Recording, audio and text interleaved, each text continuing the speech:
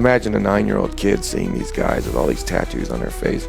I've been in hundreds upon hundreds of fights. It just started rolling and rolling until I ended up with 300 employees at one point in my life. Whoa. This episode has explicit language. Hello, welcome to Root Cause For the Need Foundation's podcast, where we get at the root cause of homelessness. Today, I'm joined by special guest Adam Brubaker. He is the Royal High School football coach, and he owns his own framing business called Cook Framing. Today, we're going to get into his story, the problem of homelessness, some of our ideas to the solution maybe, and we'll see what else. So stay tuned. All right. Okay, let's get into it. So first of all, how long have you been the coach? How long have you been in the framing business? And how did you get involved with those things? Okay, so I became the head football coach at Royal just last year. So we took over the program. Yeah, very recently. Okay. Yeah, so we have to turn that program around. But I've been coaching high school football for, this is my 19th season. Whoa. So yeah, since 2001, but the recession kind of hit hard for the framing company. So I had to step away from football for a little bit and, help the business out, and business is, back on its feet and been doing great. So I got back into football. Actually, my wife got me back into football because she wanted me to coach my boys. So I started off with the youth kids, and those kids are amazing.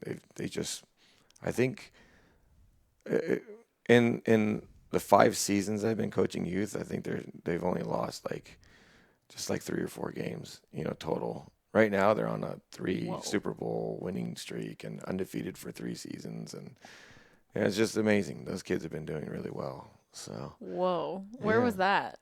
That's for the Simi Valley Bulldogs. Okay, nice. Yeah. And when I lived in Burbank, I'm originally from North Hollywood. Okay.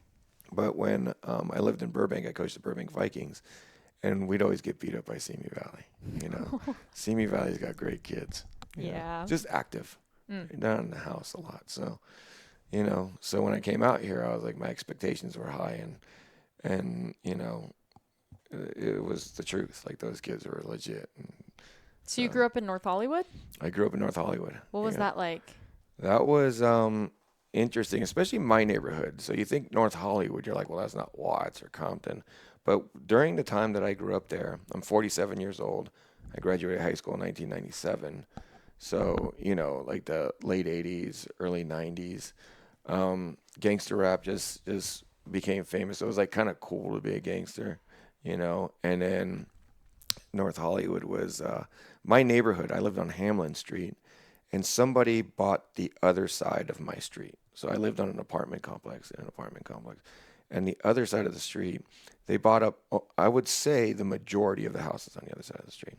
And then directly across the street from my house, they tore down 5 houses, and they started building an apartment complex, and they got the underground parking, no deck on top, just the underground parking walls, and then it stopped. And then all the other houses on the other side of the street were just empty. So needless to say, prostitutes and homeless people and gang members just kind of overtook the entire side of the street across the street from us. Whoa. And in my neighborhood, there was 5 major gangs. There was C14, which is a huge gang, Violent Boys, and these gangs that I'm mentioning are thousands and thousands of members. 18th Street, which is, I think it's the biggest gang in America.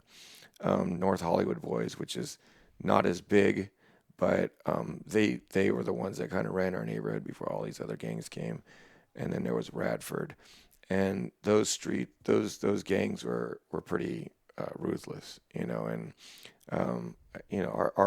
neighborhood was probably 90% Hispanic and about 5%, maybe I'd say 80% Hispanic, maybe 10% Black, and then there was no white people in our neighborhood at all, 0. So, and then whatever other cultures in there and races. But I played football growing up, and so. Did that keep you away from the gangs? My dad did. My dad kept me away from the gangs. I've never had a great relationship with my dad. We did towards the end of his life, but he was scary. He'd beat us up all the time. He beat my mom up. I was one of 7 kids, so I was a middle child, but I was the least beaten up, just to be, you know. Like you were the best behaved. I just knew what pissed him off, and I just didn't do it, you know. Like when it was bedtime, when we all knew, like 10 o'clock at night, which for most people is late bedtime. It was you had to be in bed sleeping, not taking a piss, not taking a shower, like not watching TV, and everybody who was doing those things, it wasn't good for them. You know, they got thrown into bed, sometimes naked with soap all over them, crying. Like I ran away with my brothers. Like I have a brother that's a year older than me, and we would run away like in the middle of the night, and we're like done, we're gone, and we'd walk for miles to this place called Caro's, and we'd drink coffee there all night and wait. It was 30 cents a cup of coffee, right? And then we'd sit there all night, and then like my dad would wake up pretty early in the morning, and we're like, dude, we better get back or he's gonna kick our ass. So we'd walk miles back, and it was pretty bad. But he was scarier than any gang member that I've ever met, and so he hated gangs. He hated gangs. He hated gang members. He was actually the only white guy in the neighborhood. Actually, my dad. My mom was Japanese, and he's a very violent person. He was always carrying a gun, and he did a good job protecting us, and he was a tough guy. He was a very, very tough guy, but he yeah, like he was scary. So were you even worried about the gangs across the street, or were you more? Up to this day, I kind of got along with everybody. You know, Really? yeah, like, and they weren't only You said across they're the street. ruthless. They weren't like. Oh, they're it's bad. Like I carried a gun from the time I was probably 9, 10 years old. I had a 9mm. I carried it everywhere. Like if you were to walk from my apartment to Victory Elementary School, which is about 3 blocks away, that's where we played basketball all the time, constantly playing basketball there. The people walking past you are like guys with tattoos all over their faces, drunk, high, like everybody. Where you from? Where you from? Like hey, give me your shoe. It was not give me your shoes, but it's like, what kind of shoes you got? Let me borrow $1. Like, what you got in your pocket? I'd get because overalls were big back in the day. I got my overalls taken from me, my shoes, like my basketball. Went through countless basketballs, like baseballs, baseball bats. Doesn't matter, anything that you have, they wanted it. And imagine a 9-year-old kid seeing these guys with all these tattoos on their face, constantly hitting you up, and it's like, you know what? Fuck that. I'm tired of getting my shit taken from me. My dad had a 9mm in the back of the clock, and he was like, "Don't ever touch that gun." But if somebody breaks in, that's where it is. I just was like, "Fuck that. I'm done." So I carried it everywhere I went. And if somebody was like, "Where are you from?" I'd just pull out my gun and be like, "Dude, don't talk to me. Leave me alone." At 9 years old. At 9 years old, yeah. Wow. And 100% willing to use it. Like pissed off. Like, come on. Like, I'm tired of you beating me up. I've been in hundreds upon hundreds of fights. Uncountable. Been jumped so many times I can't even count. Right? And it's not me, like everybody in that neighborhood. Like you're talking about a neighborhood that's not ruled by one gang. It's just gangs fighting over it, and they're constantly interacting with each other, and constantly in and out, and you get bitter and angry, and yeah, I had no problem shooting somebody if I never did, but if it came down to it, I had zero issue. Wow. Zero issue. So Did you ever have to use it? I pulled it out 1,000 times, but I don't even own a gun now. And I used to hang out with this guy Paul. Paul was the running back of my youth team, and most of my friends were black because Mexican guys really didn't play football. So all my friends in the neighborhood were like the black kids in my neighborhood, and a few, like obviously I had a lot of Hispanic friends. I got along with pretty much everybody, but Paul was ruthless. Like I'd be very surprised if he isn't doing a life sentence or dead right now. He's from Detroit, actually. Really? Yeah, but he moved into our neighborhood, and he was he was the baddest dude around for sure. And one time he told me, he's like, and we were teenagers at this time. Like I carried that gun for well into my teens. We were probably about 18, and we were in an alley, and he says, "You've been carrying that gun for so long. I don't think it works." And then I was like, "For sure it works." And then he was like, "Well, shoot it up in the air." And I said, "Okay." And when I carried it around for all of these years, 9, 10 years, right, carrying this gun around, and I always carried it around, and it was on red. And I thought red meant safety, stop. And No. that's what I pulled it out of the holster. So I figured my dad had it on safety. So this whole time carrying it around, so I click it over and it goes to white. So then I go up in the air and I try to pull the trigger, and I'm like, "Oh yeah, you're right. Thing's broken, right?" And he's like, "Oh my God, like you've been carrying around this whole time. Like we could have been shot, like how many times you pull it out." And he's like, "Are you sure you don't have it on safety?" I was like, "No, red means stop, white means go. Like it's on." And he's like, and he grabs it from me and he goes like this, and he's like, "Yeah, it doesn't work." And then he clicks it over to red, and then he points it at me like that. No. Yeah. And then I'm like, "Paul," he's like, "How confident are you that red means stop?" I said 99.99%, but even if it was 100, I was like, and even if it was safety, right? Because back then, and this is funny because they used to have these the more you know things. It's like Michael Jordan, the more you know, and they're like, don't do drugs, right? They were Okay. like, don't play with guns. Yeah. And then that came into my mind, and I was like, even if it's safety, you're gonna blow a hole in my chest, and you're gonna go to prison forever. Okay? And that's just the way the world works, Paul. And then he's not even listening to me. And then he's just holding it there like that. And I'm Yeah. pretty close, not this close, but very close. And he's holding it there. I was like, "Paul, move the gun." And Paul had this thing where it was throughout our entire friendship where he was like the guy that had to do it. You know what I mean? It was like this, like he was a bitch if he didn't do Hmm. it. And like there was nobody he would run from. He'd fight everybody. Like there was nothing that the guy wouldn't do. And so I saw this look like he had to pull the trigger. And I smacked the gun away from him, and he went like this. And then I grabbed it. I was like, "Hey dude, you're gonna kill me, bro. Like relax." And he goes, "I'll relax when you try to when he says shoot the gun in the air." So I said, "Okay, just give me the fucking gun." And I go like this. I said, "Look, it's safety." And I go, bam, and it shoots. And the world stopped. And this bullet goes, or this shell casing, I can see it like a movie Yeah. floating around, and I actually caught it. And when I caught the shell casing, I look over, and Paul's already like taking off down the street. So I take off the other way down the street. And I was so close to being done. And they had hollow points in that gun. My dad put hollow points in that gun. And he had it right here in the middle of my chest. And I remember my older brother one time took one of the bullets and just thumped it on my chest here like this. And he goes, "Can you imagine this thing going into your chest?" And it hurt. And he was barely doing it. And that came into my brain, and I was like, "I'm never carrying this thing again." Like I should have been dead, Wow. you know. So I've never carried a gun since then, you know.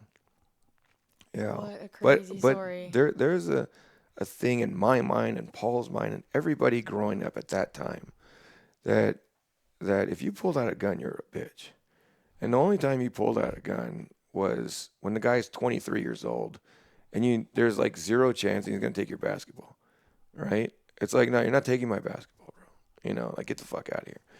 But if it was like me and Paul, and we did get into a fight before, um, like there's no guns involved. Like, you know, Is it because he was your friend? no, there's no guns involved because that's a ultimate like equalizer. Like that's not showing that you're tougher than that guy. That's not showing that you own that guy. We're like a bunch of chimpanzees out there. Okay? Like a chimpanzee, when it attacks you, it like rips your balls off and takes your jaw off because it wants to show you that he's dominant over you, right? And that's kind of like what it was back then. Like, well, you're a badass because you're pointing a gun at me. Like, put down the gun, you know. So you never even pulled it on somebody who was like within like 5 years up or down of your age that was like trying to fight you or something. You know, you never pulled it on like, you know, if I was 12, if a group of 12-year-olds came up and asked me where I was from, you know, I'm not pulling it on them. I'm like, let's handle it, right? Like, Yeah. and because if you don't, they're just gonna keep fucking with you, you know. And even if you lose a fight, it's just easier to mess with a guy that's not gonna punch you in the face, you know. So it was always just like a gun was like only in like the most unfair of circumstances. A group of 30-year-olds or 25-year-olds that just want to mess with you, you know. No, that makes sense. Well, I'm Yeah. curious about this because I grew up in Simi Valley, which is Mhm. very different. Yeah. Did the police ever get involved? I knew every cop in the neighborhood. They were great. Like I loved the police. Like everybody that I grew up with hated them because they were harassing us and but they were keeping us from doing what we wanted to do, which was all bad. Hmm. Purse snatching, like beating people up for their friggin' You're like, the police so annoying enforcing yeah, the so law. annoying enforcing the law, Yeah. right? But my dad always told me, and I never stole anything from anybody. My friends would. My dad taught me that, you know, and you earn everything, and you know, um, he was huge in that aspect of my life. But gosh, I lost my train of thought The there. police, you said they Oh were yeah, the police. annoying. Yeah, But so did he they was try to like, break up the gangs at all, or like get no, people well, to my dad stop? would my dad would always tell me like if you're respectful to them, they're gonna be respectful to you. And he's like, you know, the way you talk to a human being is the way that they should talk back to you. And if they don't, if you're respectful, then there's a reason to do something about it, you know. And so I was always extremely like yes sir, no sir, and they caught on to that because I was really the only person around that would be like that. Hmm. And when I was a kid, we'd walk miles in all directions, right? We came home when we wanted to. It was always at night. We were always out there, always like so many groups of friends and big groups of friends, and they'd see me walking around in the street and like, you know, you're not supposed to be in this neighborhood. Even though I got along with everybody, they're just like, you wanted to stay on Hamlin Street. Hmm. Everywhere else was a different group of friends and a different problem, right? So they're like, let me give you a ride home, Adam. You know, so, all right, give me a ride. They come to my football games. Really? Yeah, Officer Dahlia, Officer Racina. I remember all these guys. They're great human beings. Great, Whoa. great human beings. That's good to hear that. Yeah, and I still have this pride for like if you go to my own. I think 4th of July we took down these big flags and we put up like regular American flags, but we had these like thin blue line black flags representing like our support for the police department because they're such amazing people and they do so much for us and they get a hard rap, you know. You know, they're really good dudes, especially here in this town. You know, you grow up to where I grew up. Like right now, if you go on Victory and Lancashire, 2 lanes of the 4-lane traffic is homeless people. They just camp out in the middle of the street. Wow. The guy in charge of that area lives in the bus stop and he's got it all like blanketed over and that's his like castle, right? And there's just homeless people everywhere. And and that's what happens when you handcuff them, you know? It's okay to tell somebody to leave. That's a vagrant, you know? Wait, what do you mean by that? If that's what happens when you handcuff them? I don't know. You Like, said that. You said that's what happens when you handcuff them.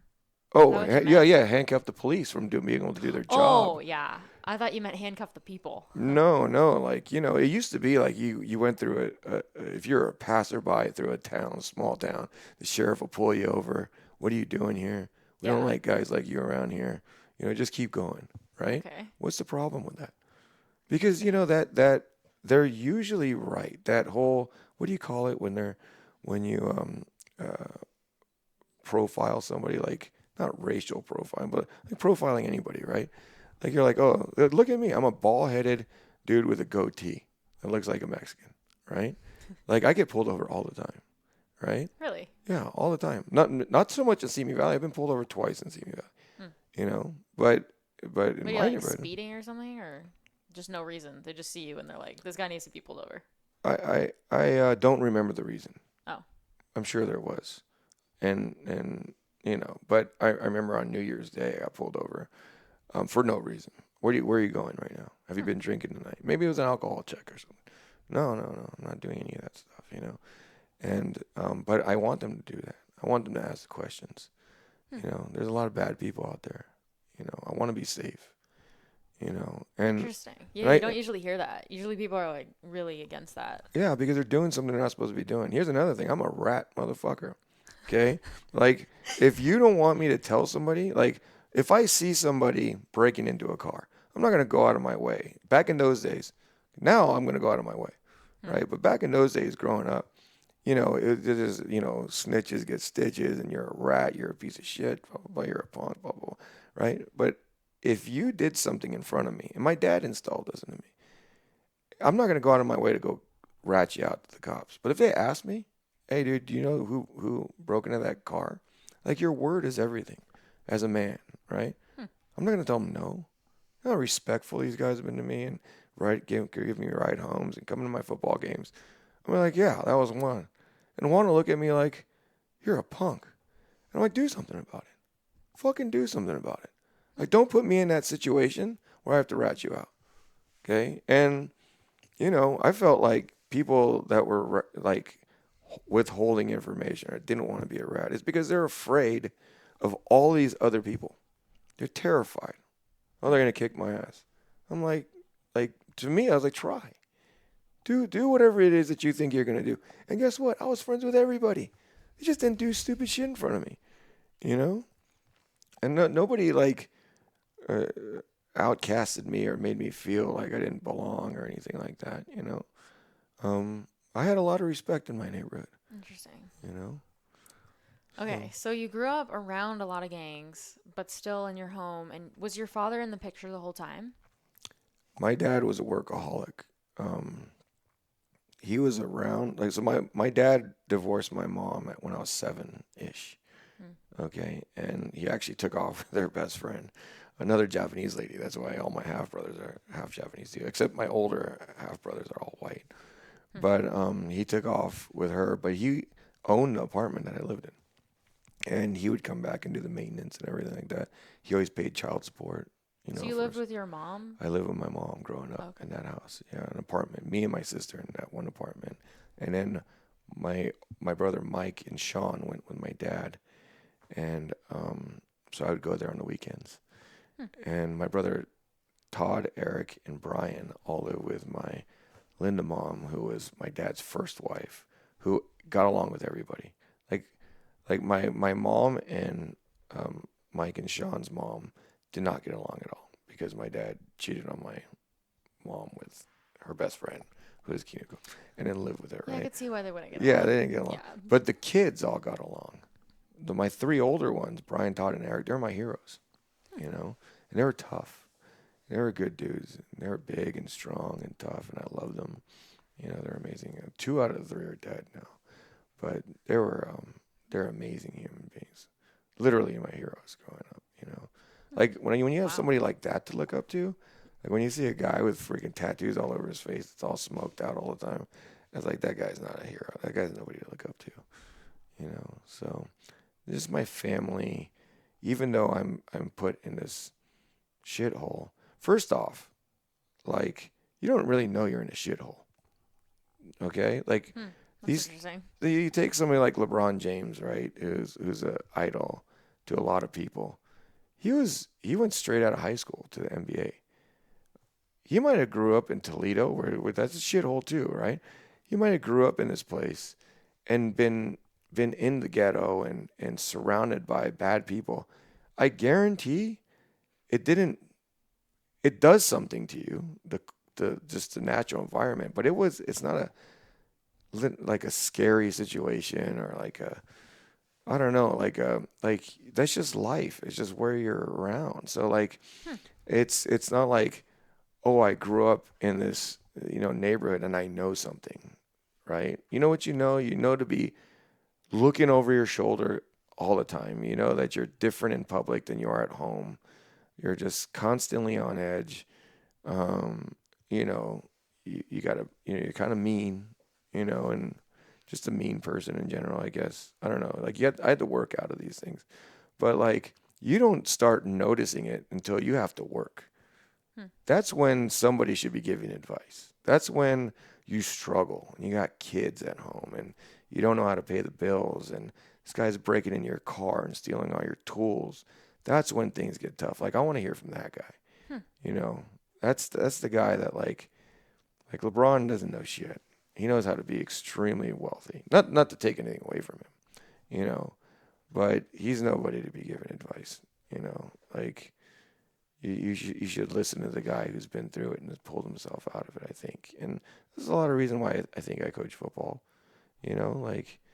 Like you, like you're never gonna make a change like talking about it or being a keyboard warrior or whatever, right? Like you got to get out there and do it and Yeah. connect with people. And one of the things that I remember when I was at school, um, I never trusted my teachers, and I liked my teachers. There was some that were very hero-like to me, like Mr. Sarkois over at Burbank High School. He was my history teacher, amazing human being, right? Amazing human being. But I always like knew that like I couldn't go to them. Hmm. Like I can't go to these people with issues or problems. So like I think relating to kids on a level that I don't want to say like cliche, like street level or whatever, but like I'm just different. I'm gonna cuss. We're gonna I'm gonna we're just gonna talk about normal things. I'm not gonna always try to correct you. You know, I don't know. I don't know. Maybe Yeah. I'm delusional, but I feel like I'm making a difference there. Do you feel like you're the mentor for the kids you coach? For sure, 150%. Do you think for a lot of them you're their main mentor? Yeah, because there's a lot of single moms out there, you Yeah. know, and even Yeah, the they ones don't with the have a dads. dad telling them, No, and stay out of gangs, be misery honest. loves company. So you might get a kid that's raised well, but dad's not there at the school. I spend more times with the kids than the parents do, right? I'm there all day with these guys. I mean, I'm Yeah. working and stuff too, but I spend more hours. Just the hours that I'm at football practice, I spend more time with them than most of their parents do. And nowadays, both parents have to work and things like that. And you get this single mom that raises this kid, and that kid has a major influence over these kids that are raised right. So I feel like even if I'm coaching a kid that's got this great family, I could be there to make sure he doesn't go the wrong direction. You know what I mean? And and if you want to win football games, you gotta get them playing for something other than themselves. And I think if you want to win in life, you have to play for something other than yourself, right? You have to like money. I hate money. Money doesn't motivate me at all. Like what my kids do, and making sure they have a roof over their head does. And just their thought constantly, their picture of their faces in my head, makes me work so much harder. You know, I literally go to work to impress my wife, to make sure, Aw. she's got somebody that she can say like, that guy's my husband's a stand-up dude, you know. So, and I want them to think that same thing. But if Yeah. they're thinking in terms of like, I want to do good in football because I want to be in a newspaper and I want to go to college and, I want, the crowd to cheer for me. Um, it's a very easy trap to get sucked into. I think if I'm doing something for somebody that I care about that I didn't grow up with, that's put value into friendship and into right now that's their colleagues, right? So like treating their colleagues with this sense of family, then you're gonna succeed and you're gonna help them succeed too. Yeah. You need community. Yeah. You know. Definitely. Well, you said I saw a quote of yours on your football bio, I think it said if you have something to complain about, you can do something about it. Or what is it Oh, yeah, exactly? there's always something you could do about it, right? If I'm too fat, there's always something I could do about it. Like if I'm too ugly, there's something you can do about it. Anything, you know, too short, too anything. There's always something you can do about it. I feel the same way. That's Yeah, kind of how I was raised. Like my parents, they're like, yeah, when you don't complain, do something about it. yeah. I got that from my parents. Like, where do you think you got that from?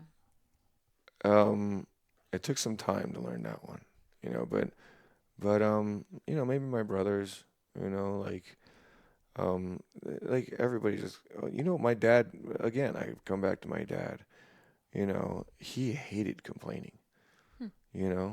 I was like, he was the only Republican in my entire neighborhood, right? And my mom's like diehard Democrat, and and she was like, Democrats are for the poor people and this and that, and I was always like listening to her, Okay. right? And then so I told my dad one time, I was like, like we should never have to pay for healthcare. Like to tell somebody that nobody's gonna treat you because you have cancer, that's fucked up.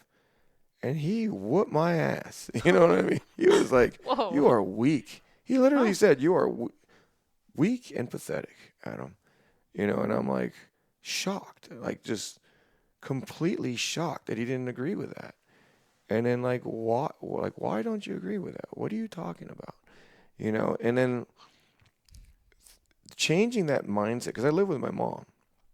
I live with this woman who my dad took care of, who never worked. She took up a unit in our apartment. That was part of my dad's like deal with her, like as far as like child support. You don't ever have to pay rent. You live in one of these apartments, raise my kids right, and that's it. But she was basically like a socialist, right? Like my little socialist Japanese mom, right? Who's being taken care of by an outside source. She's not really doing anything for herself. And I grew up with that mentality of, and I don't want to get political because I'm definitely like not trying to go there, but it's like then there is a mindset. We see it with a lot of the kids we work with too, that the system's going to be there forever.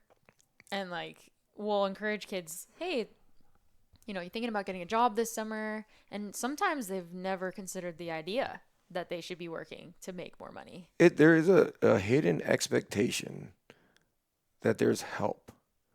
There's a false expectation. Just go for a welfare. I was on welfare before.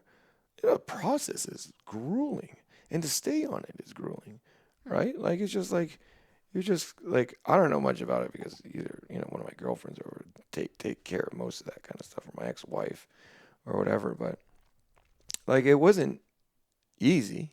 You know what I mean? Like I don't. I guess it was in a way because they're So they're helping you. you were on welfare.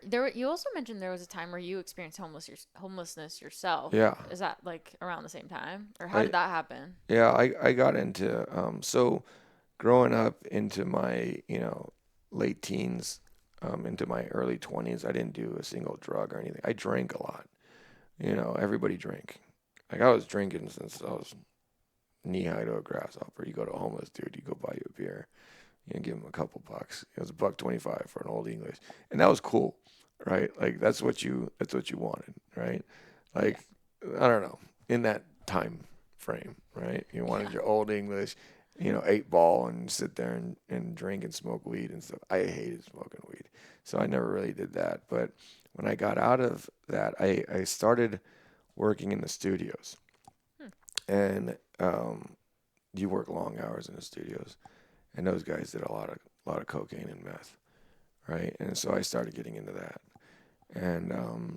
and before you knew it, like you know, we'd go from one house to another house to another house, and kind of nobody's paying rent until they kicked you out of there, and then you go to another one, and then before you knew it, there is no house, Hmm. right? You're on your own, and I ended up moving.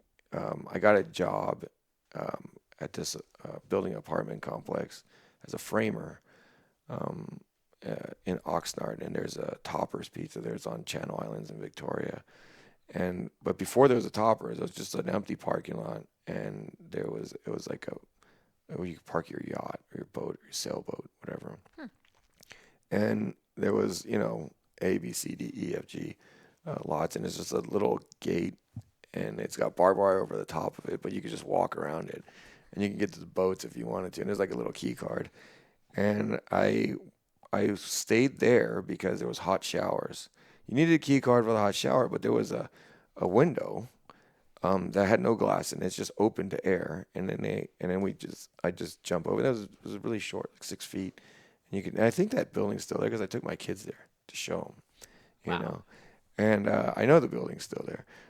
So I'd crawl up over there. I'd take my shower and then I could just walk out the door, right? And I lived on this old sailboat. That was the jankiest sailboat there because um, it didn't look like anybody was there, and nobody would suspect like a guy like me not living on a boat like that. You know what I mean? And so I lived on that boat. I made sure it was pristine. Another lesson my dad taught me is if you ever stay at somebody's house, you have to make it so that they they never notice that you were there or not. So I never left any clothes around. I always cleaned that place up, and I lived on that boat. And I put uh, I caught a mackerel on just a line and a hook, and then I used that mackerel to catch more mackerel. And every day I'd drop a mackerel out there, and I'd come home to a fish every day. It was always a mackerel on the hook, in a hot shower. And then eventually you get to know people there, and somebody gave me a key card, and I was able to go, and then, like, I talked my way into a key card, told them I've gone through so many, blah, blah, blah. And then my next door neighbor over there gave me a key card, and, you know, it was, it was cool, but there was a lot of homeless people around there, and they were my friends. We'd hang out, but yeah, I always worked because I told myself if I ever begged for money, that was it. That's where I'd be for the rest of my life. And all these people that were my friends over there, they were all beggars, and they spent every dime on drugs, every single penny. And the only thing that really saved me was the Vallarta is where I cashed my check, and it was miles away, and there was no bus, so I had to make the walk, and I'd at least wait like 5 or 6 paychecks before I'd start making that walk. And so I just had it automatically made me save my money. Now, granted, like a lot of times we are partying, because I got a pocket full of cash, but then you start, especially when you're coming down off that stuff, it's just like I got to get out of this situation, you know. So I was able to save up money. How long did you live there at the boat? Probably about a year and a half, 2 years, somewhere in there, Hmm. you know. Wasn't. Okay. And then you saved up money, and then what was your next step after that? I ended up meeting a girl and then moving into her apartment and ended up splitting rent with her. Interesting. Okay. I think that was the thing. Like, it's always like, Is she your first wife? no, no. Different person? Yeah, Okay. a different person. That's like kind of a survival tactic almost. Like, Yeah. let's find a girl with an apartment, No, I don't suggest that. Anyone watching, don't do that.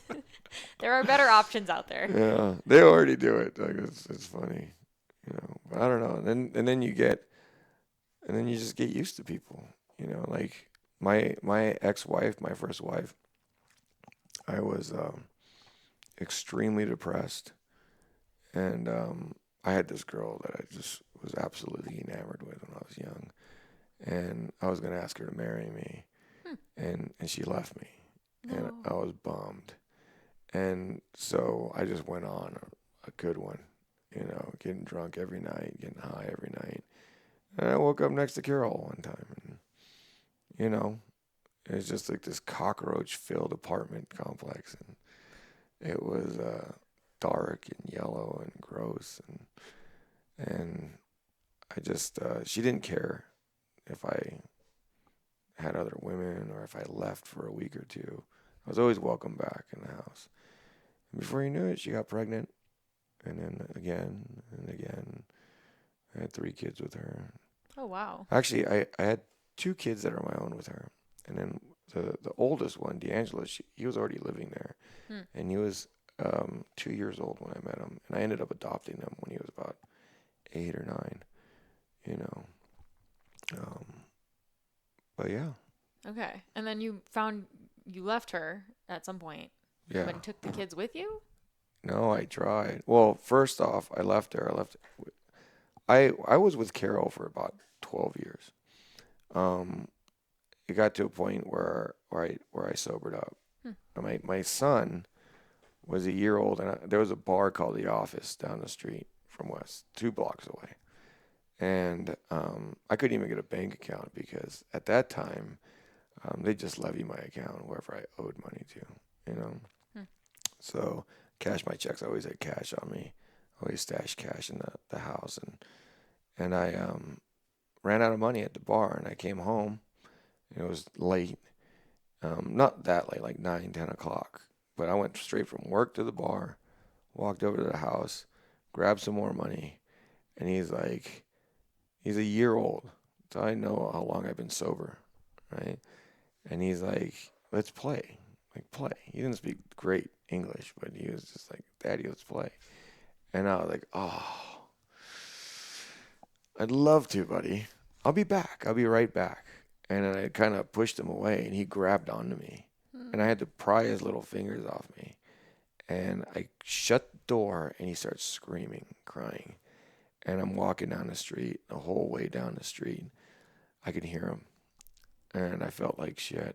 And I was 2 pack a day smoker back then. And in the bars back then, you could smoke in the bar.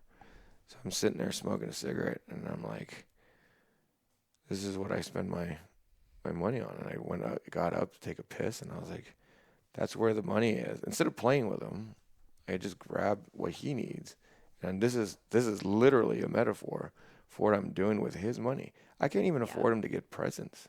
Hmm. I can't even afford to get him a place to have a birthday party. Can't even have a birthday party at our place because A, I can't get him presents. B, I can't afford the food for people. Can't afford a cake. But I'm sitting here like blowing it on drugs and alcohol and cigarettes. And then I sat down. I started doing the math. I was like, okay, it's $2.25 a pack of cigarettes. That's 2 packs a day. It's $5 a day. 7 times 5 is just $35 a week. Times four, and then before you know it, I'm like, it's like 3,100 and something dollars that that I'm smoking through my body. Wow. And I Yeah. was like, I could get him a fucking clown and a huge cake. A girl could pop out of the cake. Like, like I can do all kinds of stuff For with the 3,000. 1-year-old. Yeah. And then I was like, instead, this is what I do, right? And then I was like, wait a second, let's add that up with the drinking. Now $6,200. Let's add that up with the drugs. Now we're talking 10 grand. What can I buy my son for $10,000? And that was the last time I ever. I won't say that's the last time I ever had a drink, because I drank on my wedding day to my new wife, and I think it was a couple of days in between for celebrations or whatever. But it was always an emergency after that. Like, yeah, you can't ever do that again. Hmm. But I pretty much sobered up right there for years Wow. without a drink, years and years. And basically, in 19 years, I probably had 3 drinks in my life, and no drugs, no alcohol. I quit soda, quit smoking. The smoking was the hardest part of the whole thing. It made everything else like not even like a temptation. Like all I wanted was a cigarette, it was killing me. So that really helped with all the other vices that I had.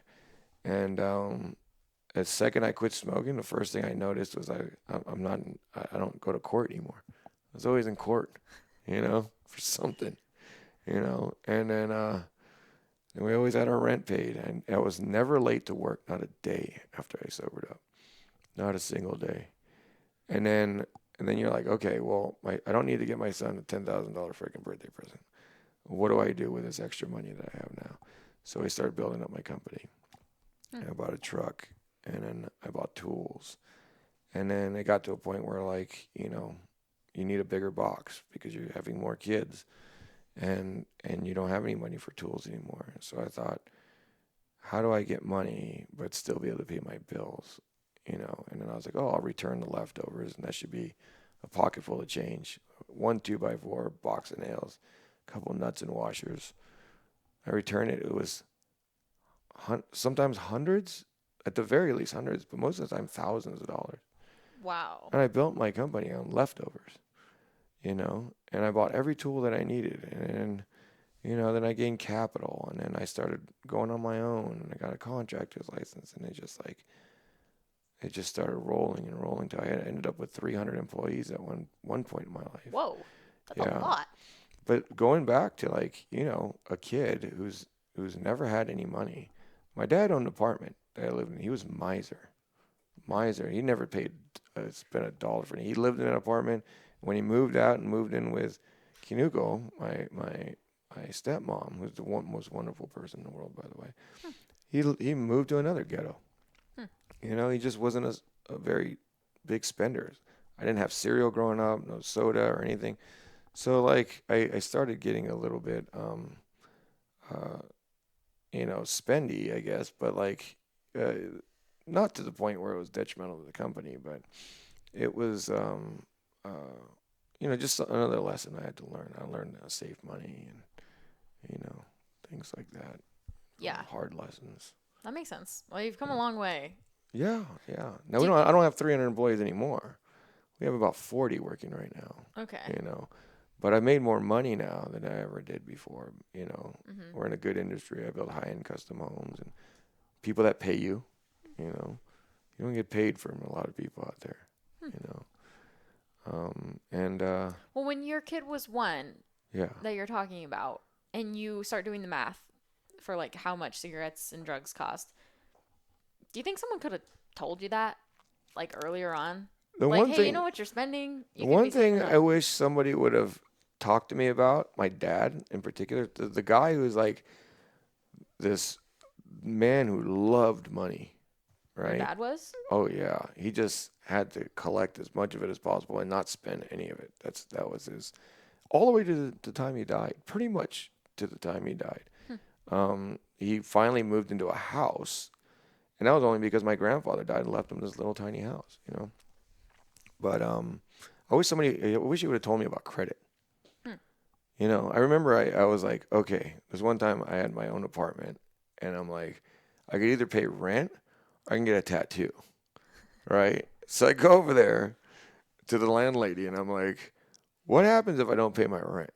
And she's like, well, we're going to kick you out of here. Like, yeah, but then what?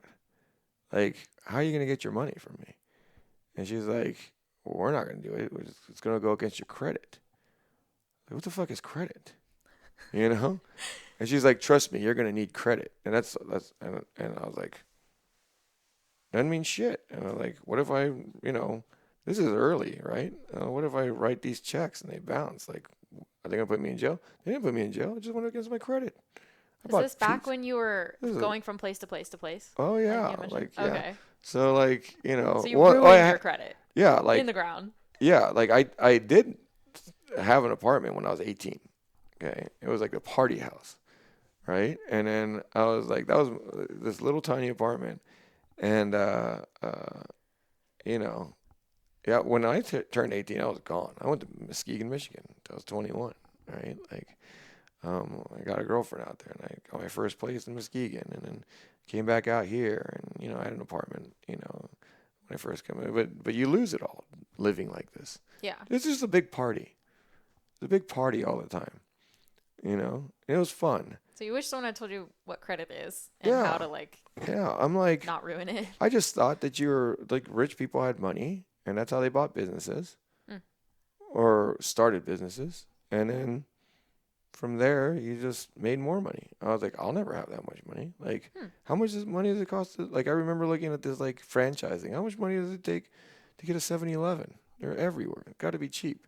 Hell no, it's not cheap. It's I forgot how much it was. It's a lot more money than I had, So I was like, this is impossible. Life is impossible. I'm going to be working for somebody the rest of my life. What do I need? Yeah. But if nobody told me, you build up a bunch of credit, somebody give you a loan, you get yourself a 7-Eleven. That's what you want. Interesting. You can get product and sell it on credit. Yeah. This might not be the outcome you were thinking of, but I'm actually kind of inspired by what you're saying because we work with these kids from such a young age in our program that we're telling them these things. You can achieve greatness. You can have Yeah. high goals. You know? These other people have come from similar situations and they've made it. You can be one of them too. And it sounds like that does make more of a difference than we even realize sometimes. Yeah. So I think that one of the things that was an eye opener for me when I opened up my first company is when you're, I don't even know if it's necessarily growing up in the situation that I was or just growing up in general. This whole process of starting a business, the whole process of like, I'm talking about having a pocket full of zero money, zero idea of, it's like the World Trade Center's collapsed and your job is to clean it up. And then you look at it and you're like, this is impossible. But if you lay like a clear sheet of graph paper over it and you just clean one square at a time, that was your goal. I'm going to get that this one square done today. The snowball starts rolling. Okay, so for me, it was like get a contractor's license, and so I went to contractor school. Everything he told me was just sounded like a pain in the ass. You need 8 years of experience. You need somebody to sign off for it.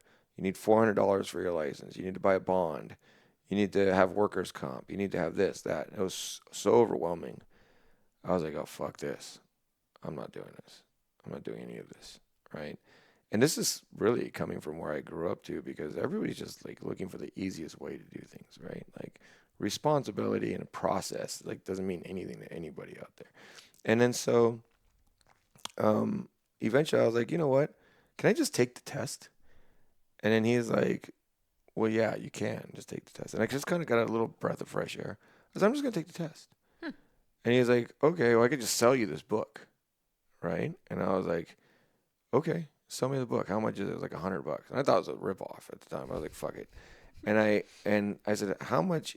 Like, so what's the process? He's like, you call this number and they'll schedule a test. If you call today, you're not going to get an appointment for like 6 months, right? So after you're done studying and you know everything, because it's a very hard test, then you just call them and you just make sure you keep up. I was like, I'm gonna schedule my appointment now, Yeah. You and gotta have a just goal. I'll be ready to go by the time, Yeah. and I could just fast track this thing. I have $1 for any like aside from this $100 I bought the book for. I didn't really have any money to do anything, but I didn't worry about it. I just got the ball rolling, right? And I Yeah. was like, okay, called, made my appointment. I every night I read through that book, learned all of it.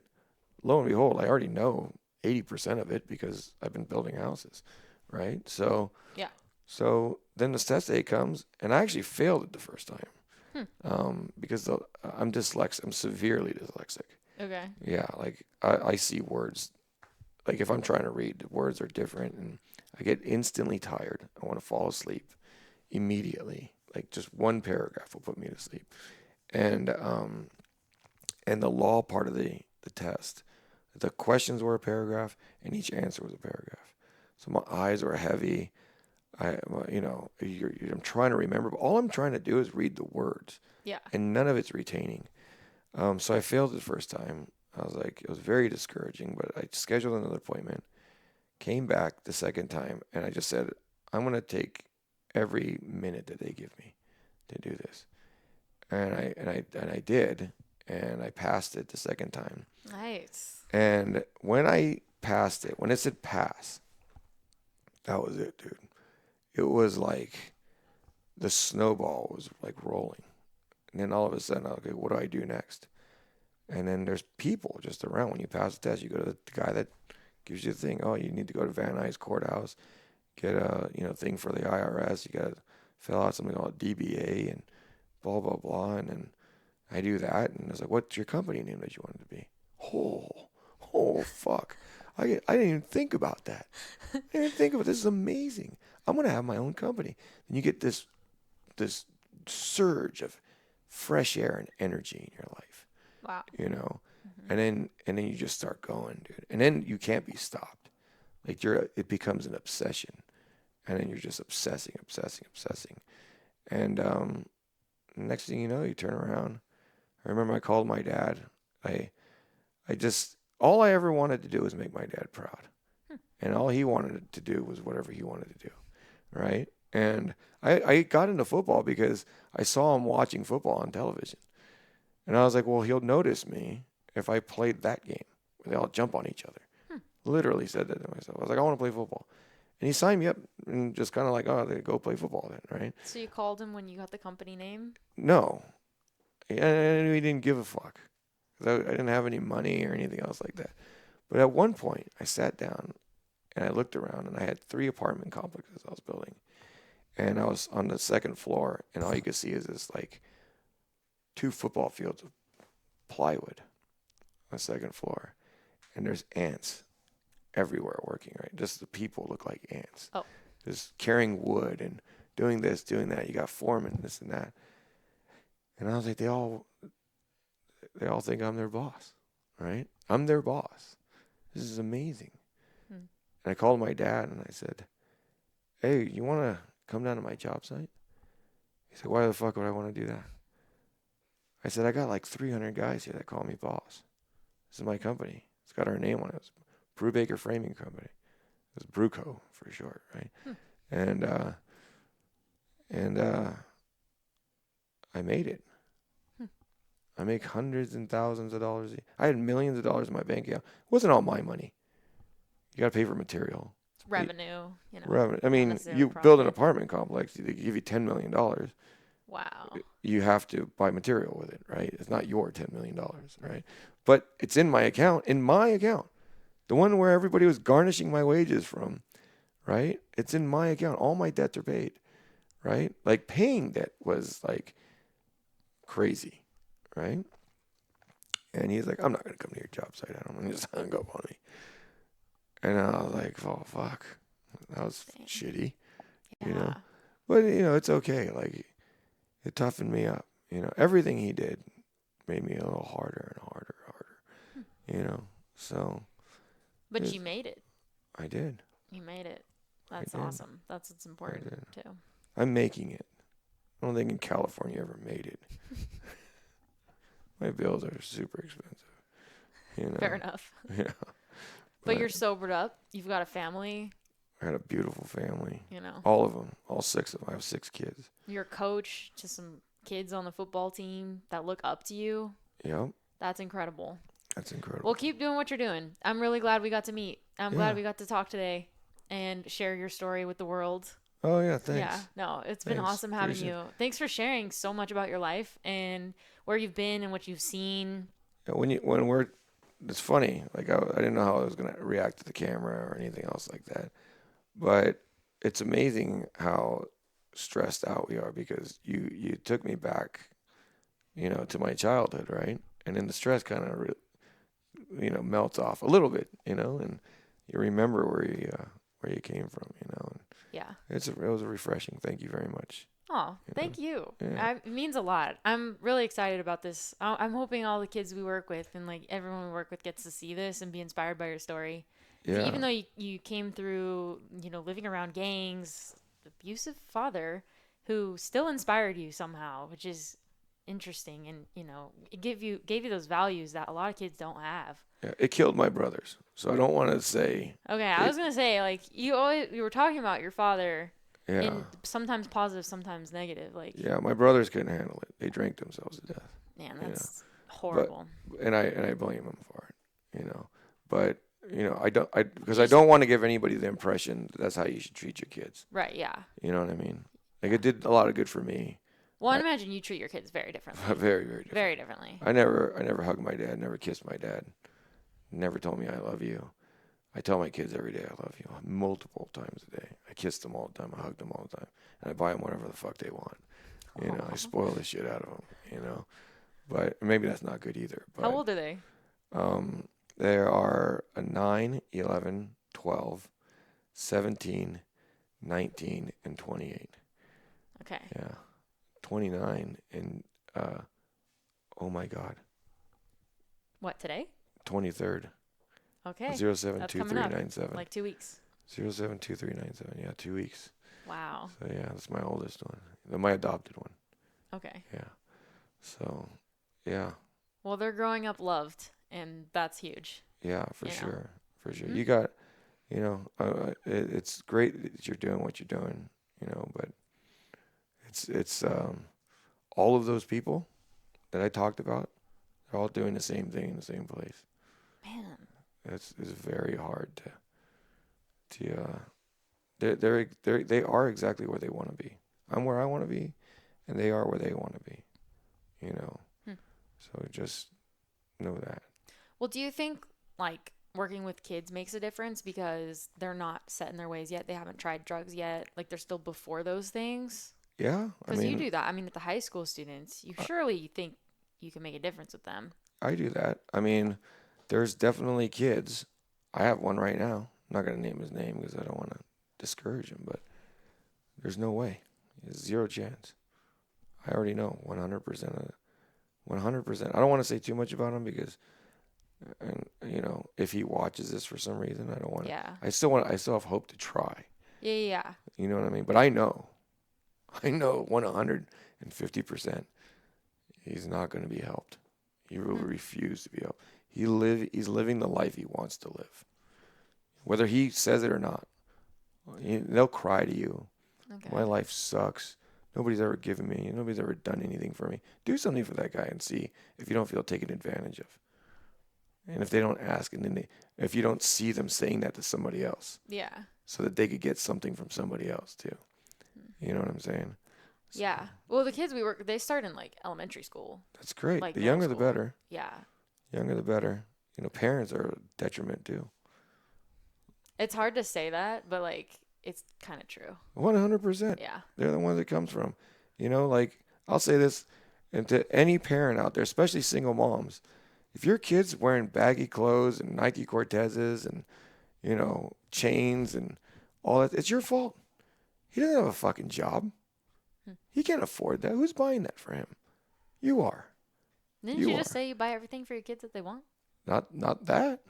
Okay. It ain't gonna look like that. Yeah, I'm still hard. Like Are they turning out pretty good? They're great. That's awesome. My older ones aren't. Divorce will fuck that up. If you're not in the house taking care of those kids, they will choose not to go to the house with the rules, and they will choose to do whatever they want, and they'll be lost. My 3 older kids are I don't want to say that they're lost, but they're struggling. They need me, Mm-hmm. and I want to be there for them. I've never missed a child support payment, never missed a baseball game or anything like that. But if you don't live in that house, it doesn't matter, So that's tough. That's a tough situation. My other 3 kids are straight A students. They got judo gold medals and football trophies, and they're great. Well, there you go. You're breaking the cycle. The younger kids, Yeah. You're gonna raise them up. Raise them up. Keep it up. Yeah. Keep Fathers being are important. 100%. Yeah. Keep doing it. Keep being the mentor for those kids. Don't give up on them. Yeah, you too. Yeah, You always. too. I'm like infinitely optimistic, so That's amazing. I've got a lot of hope in the future and for these kids, and I also believe that you can be happy without having all the circumstance of like traditional happiness. Like For sure. yeah. All these kids are happy. You don't think they're happy? They're all happy. They really are. Yeah. They don't know what like your kind of happiness is. You know what I mean? But they're happy. Yeah. Well, I hope that for them, and I'm excited to see these kids we work with like getting jobs and finding that core gumption of that responsibility to want to take care of themselves. And it's hard. Like we work with these kids from a young age. Like you said, the younger the better. Like even high school sometimes is almost. I mean, I'm not gonna say too late because it's never too late to change, but it's late. It is. So this is encouraging because we'll have the same kids in our program for like 5-6 years, and it's like, okay, is this gonna like what is this going to pay off? Is it going to work out? Like, is this kid going to be okay? And we don't see it for a long time. Yeah. But for some of the kids that have been around since, like the kids that have been around since the beginning, they're doing well. They're working. They're showing up on time. Yeah. Yeah. They've got careers and they've never done drugs. Like, it's incredible. That's amazing. That's number one. Like, don't ever drink. Yeah. If you don't drink, you won't do the other things. Yeah. There won't be any gateway to any of that other shit. Yeah. Well, we've covered a lot. We're going to wrap up here. All right. And so thank you, Adam. Yeah, Thank you, appreciate Adam you. Thank you very Brubaker from much. Cook Company. So Cook, if you Cook Development. so if you want to get any luxury homes developed, built, Yeah. this is your guy. Uh-huh. So thank you for coming on the show. Thanks for sharing your story. Thanks for inspiring our audience. Thank you all for watching, and we'll see you next time on the Root Cause podcast at For the Need.